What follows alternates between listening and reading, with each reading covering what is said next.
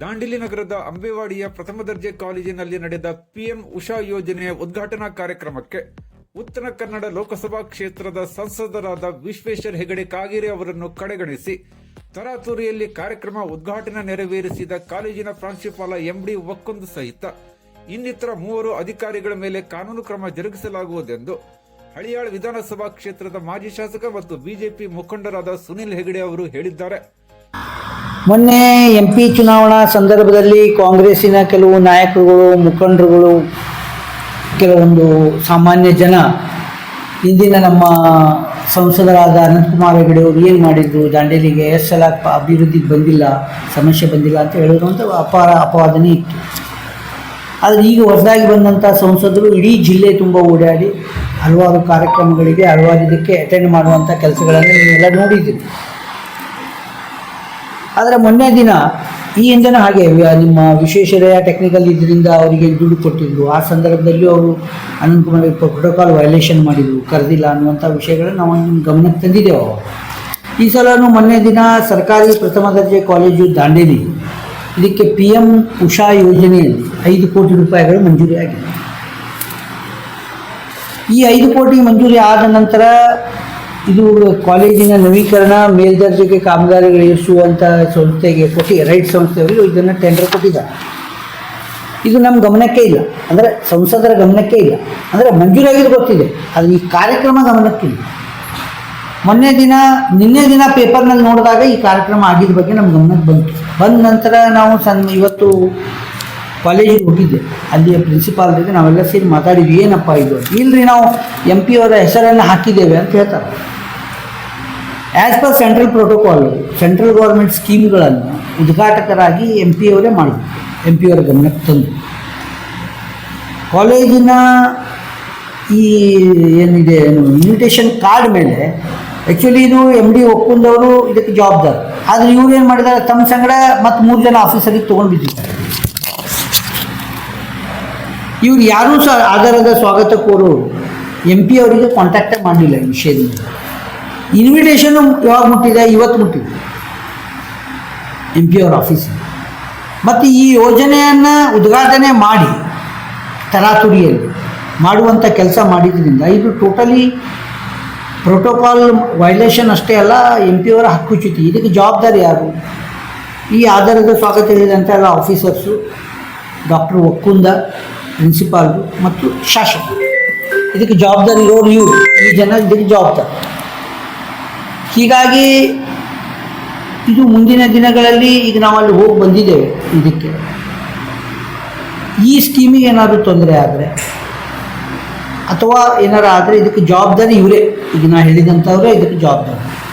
ಮತ್ತು ಇದು ನೇರವಾಗಿ ಸಂಸದರ ಹಕ್ಕುಚ್ಯುತಿಗೆ, ಯಾಕಂದರೆ 8 ಲಕ್ಷ ಜನರ ಒಂದು ಜನಪ್ರತಿನಿಧಿ ಇರಬೇಕಾದ್ರೆ, ಮತ್ತು ಹಿಂದೆ ಒಂದು ವಿಧಾನಸಭೆಯ ಅಧ್ಯಕ್ಷರಾಗಿ ಕೆಲಸ ಮಾಡಿದ್ದಾರೆ, ಮಿನಿಸ್ಟ್ರಾಗಿ ಕೆಲಸ ಮಾಡಿದ್ದಾರೆ, ಸೀನಿಯರ್ ಮೋಸ್ಟ್ MLA ಇದ್ದಾರೆ. ಇಷ್ಟೆಲ್ಲ ಇದ್ದು ಅದನ್ನು ವೈಲೇಷನ್ ಮಾಡಿ ಕೇಂದ್ರ ಸರ್ಕಾರ ಬಂದಂಥ ಸ್ಕೀಮ್ಗಳನ್ನು ಮೊನ್ನೆ ದಿನ ಏನು ಉದ್ಘಾಟನೆ ಮಾಡಿದ್ದಿದೆ, ಇದನ್ನು ನಾವು ಖಂಡಿತವಾಗಿ ಖಂಡಿಸ್ತೇವೆ. ಮತ್ತು ಇದರ ಬಗ್ಗೆ ಕೇಂದ್ರ ಸರ್ಕಾರದ ಹಕ್ಕುಚ್ಯುತಿ ಸಮಿತಿಗೆ ಏನು ಕೊಡಬೇಕು, ಖಂಡಿತವಾಗಿ ಅದನ್ನು ಕಳಿಸುವಂಥ ಕೆಲಸ ಸಂಸದರ ಮುಖಾಂತರ ನಾವು ಮಾಡುವಂಥದ್ದನ್ನು ಮಾಡ್ತೇವೆ. ಅದಕ್ಕೆ ಸಂಬಂಧಪಟ್ಟಂಥ ಅಧಿಕಾರಿಗಳು, ಶಾಸಕರೇ ಜವಾಬ್ದಾರ ಆಗ್ತಾರೆ. ಎರಡನೇದು ಏನಂತ ಹೇಳಿದ್ರೆ, ಈ ಸ್ಕೀಮು ಈ ಸಲ ಏನು ಅಭಿವೃದ್ಧಿ ಕೊಟ್ಟಿದ್ದಿದೆ ಕೇಂದ್ರ ಸರ್ಕಾರದಿಂದ PM ಉಷಾ ಯೋಜನೆಯಲ್ಲಿ, ಇದು ಒಂದು ಸಲ ಕೊಟ್ಟು ಹೋಗುವಂಥ ಸ್ಕೀಮ್ ಅಲ್ಲ. ಅಂದರೆ ಈ ಸ್ಕೀಮ್ ಇಂಪ್ಲಿಮೆಂಟ್ ಆದರೆ ಮುಂದಿನ ದಿನಗಳಲ್ಲಿ ಮತ್ತು ಹೆಚ್ಚುವರಿಯಾಗಿಯೂ ಸಹ ಇದಕ್ಕೆ ಮತ್ತು ಸೌಲಭ್ಯಗಳು ಬರುವಂಥ ಇದು ಇರ್ತದೆ. ಹೀಗಾಗಿ ದಾಂಡೇಲಿಯ ಮಕ್ಕಳು, ದಾಂಡೇಲಿಯ ಪಾಲಕರು ಇದನ್ನು ಉಪಯೋಗ ತಗೋಬೇಕು. ಯಾಕಂತ ಹೇಳಿದರೆ 5 ಕೋಟಿ ಕೆಲಸಕ್ಕೆ ಅಲ್ಲಿ ಕಮಿಟಿ ಮಾಡಿದ್ದಾರೆ. ದಾಂಡೇಲಿ ಶಾಲಾ ಅಭಿವೃದ್ಧಿ ಸಮಿತಿ ಅಧ್ಯಕ್ಷರೇ, ಅದು ಕಮಿಟಿಯಲ್ಲಿ ನೋಡಿದ್ದೇವೆ ನಾವು. ಡಿಗ್ರಿ ಕಾಲೇಜಿನ ಕಮಿಟಿಯನ್ನು ಯಾವ ರೀತಿ ಅದಕ್ಕೊಂದು ವರ್ಚಸ್ವಿ ಕಮಿಟಿ ಇರಬೇಕು ಅನ್ನೋದು ಆ ರೀತಿ ಕಮಿಟಿ ಇಲ್ಲ. ಟೋಟಲಿ ಗೌರ್ಮೆಂಟ್ ಗೈಡ್ಲೈನ್ಸ್ಗಳನ್ನು ಉಲ್ಲಂಘನೆ ಮಾಡಿದಂಥ ಕಮಿಟಿ ಇದೆ. ಅದನ್ನು ನಾವು ಪ್ರಿನ್ಸಿಪಾಲ್ರಿಗೆ ಹೇಳಿ ಬಂದಿದ್ದೇವೆ. ಇದನ್ನು ಸರಿಪಡಿಸುವಂಥ ಕೆಲಸ ಆಗಬೇಕು. ಮತ್ತು ಕಮಿಟಿಯವರು ಮತ್ತು ಪಾಲಕರು ಆ ಕೆಲಸಗಳ ಅಬ್ಸರ್ವೇಷನ್, ಇದು ಮೇಲುಸ್ತುವಾರಿ ನೋಡ್ಕೋಬೇಕು. ಮತ್ತು ಏನಾದರೂ ಸಮಸ್ಯೆಗಳು ಬಂದಲ್ಲಿ ಎಂ ಪಿ ಅವರ ಗಮನಕ್ಕೆ ತಂದಲ್ಲಿ ಖಂಡಿತವಾಗಿ ಇದನ್ನು ಮಾಡ್ತೇವೆ. ಆದರೆ ಈ ಕಾರ್ಯಕ್ರಮದಲ್ಲಿ ಎಂ ಪಿ ಅವರ ಘನತೆಗೆ, ಕೇಂದ್ರ ಸರ್ಕಾರದ ಘನತೆಗೆ ಧಕ್ಕೆ ತರುವಂಥ ಕೆಲಸಗಳನ್ನು ಈಗ ಮಾಡಿದ್ದಾರೆ. ಇವ್ರ ಬಗ್ಗೆ ಯಾವ ರೀತಿಯ ಕಾನೂನು ರೀತಿಯ ಕ್ರಮ ಕೈಗೊಳ್ಳಬೇಕಂತ ಮುಂದಿನ ಖಂಡಿತವಾಗಿ ಕೊಡಬೇಕಾಗ್ತದೆ. ಮತ್ತು ಈ ರೀತಿಯ ಎಲ್ಲ ಸರ್ಕಾರಿ ಅಧಿಕಾರಿಗಳಿಗೆ ಇರುವಂಥವ್ರಿಗೆ ನಾನು ಹೇಳಲಿಕ್ಕೆ ಬಯಸೋದಿಷ್ಟೇ, ಸಂಸದರು ಕೇಂದ್ರ ಸರ್ಕಾರದ ಪ್ರತಿನಿಧಿಗಳು. ಕೇಂದ್ರ ಸರ್ಕಾರದಿಂದ ಬರುವಂಥ ಕಾರ್ಯಕ್ರಮಗಳಿದೆ ಅಥವಾ ರಾಜ್ಯ ಸರ್ಕಾರದಿಂದ ಬರುವಂಥ ಕಾರ್ಯಕ್ರಮಗಳಿದ್ದರೂ ಸಹ ಸಂಸದರ ಸ್ಥಾನಕ್ಕೆ ಘನತೆಗೆ ಧಕ್ಕೆ ಬರದ ಹಾಗೆ ಅವರನ್ನು ವಿಶ್ವಾಸಕ್ಕೆ ತಗೊಂಡು ಕಾರ್ಯಕ್ರಮಗಳಲ್ಲಿ ಅವರ ಹೆಸರನ್ನು ಏನು ಹಾಕಿದ ಮೇಲೆ ವಿಶ್ವಾಸಕ್ಕೆ ತಗೋಬೇಕು. ಹಾಕೋದಂದ್ರೆ ಹಾಕಿ ಬಿಟ್ಬಿಡೋದಲ್ಲ, ವಿಶ್ವಾಸಕ್ಕೆ ತಗೊಂಡು ಅವ್ರಿಗೆ ಕೇಳಿ ಇದನ್ನು ಹಾಕಿ ಮಾಡಿ ಘನತೆಗೆ ಧಕ್ಕೆ ತರೋದು, ಮತದಾರರ ಆತ್ಮಾಭಿಮಾನಕ್ಕೆ ಧಕ್ಕೆ ತರುವಂಥ ಕೆಲಸ ಮುಂದಿನ ದಿನಗಳಲ್ಲಿ ಆದರೆ ಖಂಡಿತವಾಗಿ ಭಾರತೀಯ ಜನತಾ ಪಕ್ಷ ಇದರ ಬಗ್ಗೆ ಕಾನೂನು ಪ್ರಕಾರ ಏನು ಕ್ರಮ ತಗೊಳ್ತೇವೆ. ಅದೇ ರೀತಿ ಈ ಶಾಲೆಯ ಉದ್ಘಾಟನೆ ಕಾರ್ಯಕ್ರಮದಲ್ಲಿ ಏನು ತೊಂದರೆ ಇದಾಗಿದ್ದಿದೆ, ಎಂ ಪಿ ಅವರ ಗಮನಕ್ಕೆ ಹೆಸರು ಹಾಕಿದ್ದಾರೆ ಅಂತ ಹೇಳ್ತಾರೆ. ಎಂ ಪಿ ಅವರ ಉದ್ಘಾಟಕರಾಗಬೇಕಿದೆ, ಗೌರವ ಅತಿಥಿ ಅಲ್ಲ ಎಂ ಪಿ. ಅದನ್ನು ದಿಶಾ ಸಮಿತಿಯ ಅಧ್ಯಕ್ಷರವರು ಏನು ಮಾಡಿದ್ದಿದೆ, ಇದಕ್ಕೆ ಎಂ ಪಿ ಅವರ ಹಕ್ಕಿಗೆ ಚ್ಯುತಿ ಬಂದಿದ್ದರಿಂದ ಅದು ಹಕ್ಕುಚ್ಯುತಿಯಾಗಿ ಯಾವ ರೀತಿ ಕ್ರಮ ಕೈಗೊಳ್ಳಬೇಕು ಮುಂದಿನ ದಿನಗಳಲ್ಲಿ ಈ ಸಂಬಂಧಪಟ್ಟವ್ರ ಮೇಲೆ, ಅದಕ್ಕೆ ಈಗಾಗಲೇ ಎಂ ಪಿ ಅವರ ಜೊತೆ ನಾವೆಲ್ಲ ಮಾತಾಡಿದ್ದೇವೆ, ಖಂಡಿತವಾಗಿ ತಗೊಳ್ತೇವೆ.